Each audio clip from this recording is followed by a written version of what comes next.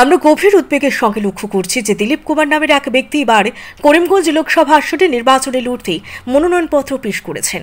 তাকে ঘিরে উদ্বেগের কারণ তিনি সুস্থ গণতন্ত্রের ক্ষেত্রে একজন খলনায়ক, যার একমাত্র উদ্দেশ্য ভোটের বাজারে ঘোলা জলে ডিমে মাছ ধরে নিজের আখের গোছানো। 2019 সালে লোকসভা নির্বাচনে তিনি একইভাবে শিলচর আসনে মনোনয়নপত্র পেশ করেছিলেন। এরপর আমাদের অনুরোধ জানান আমরা অসম খিলঞ্জিয়া জনসুরক্ষা কমিটি থেকে যেন তাকে সমর্থন জানাই। নির্বাচিত হলে তিনি ভূমিপুত্রদের সমস্যা নিয়ে সরব হবেন বলেই আমাদের কথা দেন। তার কথায় বিশ্বাস করি, আমরা তাকে সমর্থন জানাই। একইভাবে চা জনগোষ্ঠীর বিভিন্ন সংগঠনও তাকে সমর্থন জানিয়ে ময়দানে নেমে পড়ে, কিন্তু শেষ মুহূর্তে আমাদের সকলকে অন্ধকারে রেখে কোনো এক রাজনৈতিক শক্তির সঙ্গে গোপন বোঝাপড়া করে মনোনয়নপত্র প্রত্যাহার করে নেন। আসলে দিলীপ কুমার শুরু থেকেই নিজের আখের গোছানোর তালে ছিলেন, তাই আমাদের আবেগকে কাজে লাগিয়ে তাকে সমর্থন করিয়ে অন্য রাজনৈতিক শক্তির কাছে নিজেকে এক শক্তিধর প্রার্থী হিসেবে তুলে ধরেন। এতে তার বাজার দর অনেকটাই বেড়ে যায়।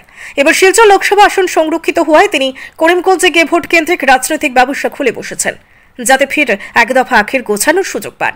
এবার করিমগঞ্জে তিনি চা জনগোষ্ঠীর লোকেদের আবেগকে নিজের ভোট কেন্দ্রিক রাজনৈতিক ব্যবসার হাতিয়ার করে তুলতে চাইছেন।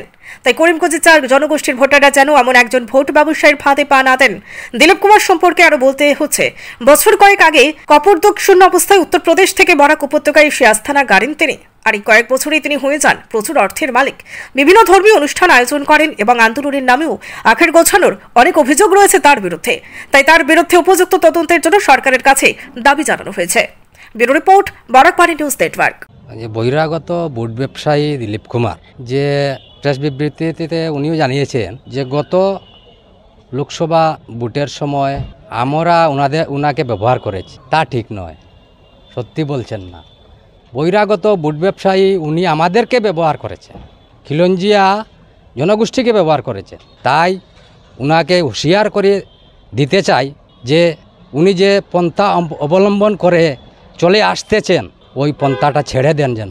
উনি তো বহিরাগত বুট ব্যবসায়ী দিলীপ কুমার সিং, উত্তরপ্রদেশ থেকে এসেছেন। উনি কি বরাকের ভূমিপুত্র, আসামের ভূমিপুত্র?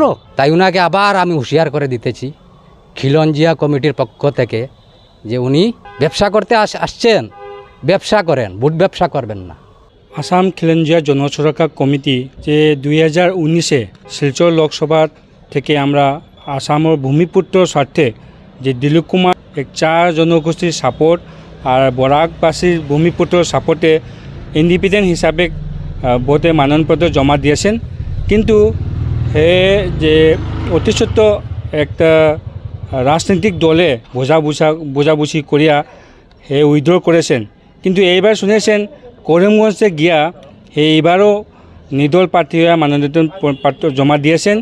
কিন্তু এই 2019-এ যে কাছাড়ে যে শিলচরে লোকসভা কেন্দ্রতে আমরা তাকে সাপোর্ট করেছে, আমাদের যে ভূমিপুত্রকে তা বিক্রি করিয়া অন্য দলের কাছে হে বুঝাবুঝি করেছেন। কিন্তু এইবারও করিমগঞ্জে হে এরকমই একটা রাজনীতি চক্রান্ত হে করিমগঞ্জ বা বরাকবাসী যে ভূমিপুত্রার তার ভোট ব্যাংক হিসাবে মানে কিনা বিচা হিসাবে হে করার জন্য চক্রান্তকে চলছে। এটা করিমগঞ্জে যে করিমগঞ্জ বা হেলাকান্দি যে করিমগঞ্জ সমষ্টির লোকসভাবাসী যে ভূমিপুত্রাবাসীকে আমি আহ্বান জানাই যে দিলীপ কুমারকে কোনো গুরুত্বপূর্ণ না দেওয়ার জন্য আমি আসাম খিলঞ্জিয়া জনসুরক্ষা কমিটি থেকে আমি বরাকবাসী খিলঞ্জিয়া জনগোষ্ঠীকে আমি আহ্বান জানাই।